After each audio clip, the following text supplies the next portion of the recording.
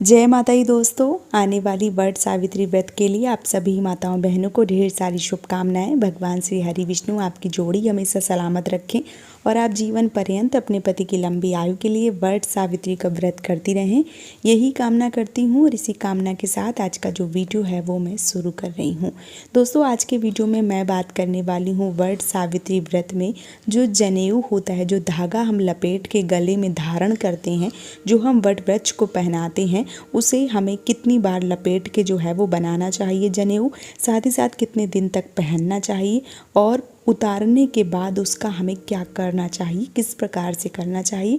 आज के वीडियो में संपूर्ण जानकारी जो है वो जनेऊ के बारे में आप सबको देने वाली हूँ। तो चलिए शुरू करते हैं आज का वीडियो और जान लेते हैं जनेऊ के बारे में संपूर्ण जानकारी। सबसे पहले अगर मैं बात करूँ जनेऊ की, तो जो जनेऊ होते हैं वो वट सावित्री व्रत में दो बनाए जाते हैं। एक स्वयं धारण किया जाता है और एक वट वृक्ष को धारण करवाया जाता है। एक जैसे ही दोनों जनेऊ जो है वो बनाए जाते हैं, कोई भी कम और ज़्यादा जो है वो नहीं बनते हैं। एक ही प्रकार के दो जनेऊ जो है वो बनते हैं। जनेऊ को कितनी बार लपेट के, मतलब जो धागा होता है उसको कितनी बार लपेट के जो माला है वो तैयार किया जाता है, तो 12 बार लपेट के जो माला है वो तैयार किया जाता है। 12 बार स्वयं के लिए और 12 बार वट वृक्ष के लिए। दोनों जो जनेऊ हैं वो आपको एक जैसे बनाने होते हैं, तो उसको 12 बार लपेटा जाता है, क्योंकि हर एक महीने के हिसाब से एक बार जनेऊ जो है वो लपेट के गले में हम धारण करते हैं, तो 12 बार जो जनेऊ है वो लपेटा जाता है।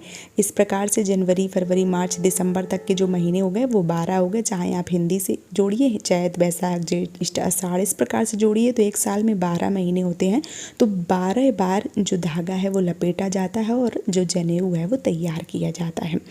दूसरा जो प्रश्न है वो ये है कि कितने दिन तक पहनना चाहिए। तो जो जनेऊ होता है उसको कम से कम 12 दिन पहनना चाहिए। बहुत सारी ऐसी बहनें जो पूरे साल तक पहनती हैं और बहुत सारे लोग जो हैं वो उसी दिन उतार देते हैं, लेकिन कम से कम इसको 12 दिन जो है वो पहनना चाहिए। अगर आप इस जनेऊ को धारण करती हैं, क्योंकि ये जनेऊ होता है बहुत ज़्यादा पावन और पवित्र होता है। आपने ध्यान दिया होगा, जो लोग ब्राह्मण हैं या जो लोग पंडित हैं वो लोग जानते होंगे इस चीज़ को, कि जो भी पुरुष भाई हैं वो पहनते हैं और जब भी मान लीजिए वो वॉशरूम जो है वो यूज़ करते हैं, तो जो जनेऊ होता है उसको अपने कान में टांग लेते हैं, क्योंकि वो बहुत ज़्यादा शुद्ध होता है, तो उसको अशुद्धि की अवस्था में नहीं किया जाता है। इसलिए जो जनेऊ होता है जब हम धारण करते हैं तो हमें ब्रह्मचर्य का पालन करना चाहिए। कभी भी हम जनेऊ को पहन के जो ब्रह्मचर्य है उसको तोड़ नहीं सकते। हमें ब्रह्मचर्य का पालन करना चाहिए कम से कम 12 दिन तक। और उसके बाद अगर आप जनेऊ उतारती हैं, अगर मान लीजिए कि आपने 12 दिन हो गए हैं, तो कोई भी अच्छा दिन देख लीजिए उससे और उसी दिन आपको जनेऊ जो है वो उतार देना है। जनेऊ उतारने के बाद में आपको बहते हुए जल में इसको प्रवाहित करना है। कभी भी आपको ठहरे हुए जल में, मान लीजिए तालाब हो गया, कोई भी कुंड हो गया, ऐसे डाल दिया फिर वो किसी दूसरे के पैर में पड़ता है, इस प्रकार से आपको भूल के भी नहीं करना चाहिए। आप इसको बहते जल में डालें, और अगर बहते जल में नहीं डाल पा रहे हैं तो आप अपने जो कोई भी पेड़ है उसके नीचे आप गड्ढा खोद के भी वहाँ भी डाल सकते हैं, लेकिन पहली प्राथमिकता जो है वो आपको बहते हुए जल में ही प्रवाहित करना होता है। कई बार आप कहीं भी जा रही होती हैं तो गंगा, यमुना इत्यादि जो रास्ते में मिल जाती हैं, तो आप लेके जाइए, बहते हुए जल में डालें, ये आपके लिए ज़्यादा शुभता का प्रतीक माना गया है।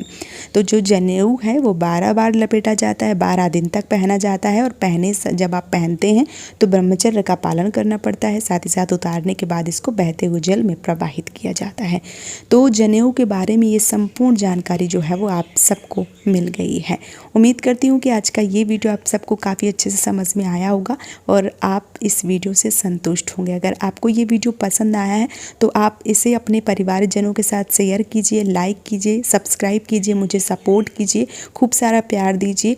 और एक बार फिर से आप सभी माताओं बहनों को वट सावित्री व्रत की ढेर सारी शुभकामनाएं। जय माता दी दोस्तों।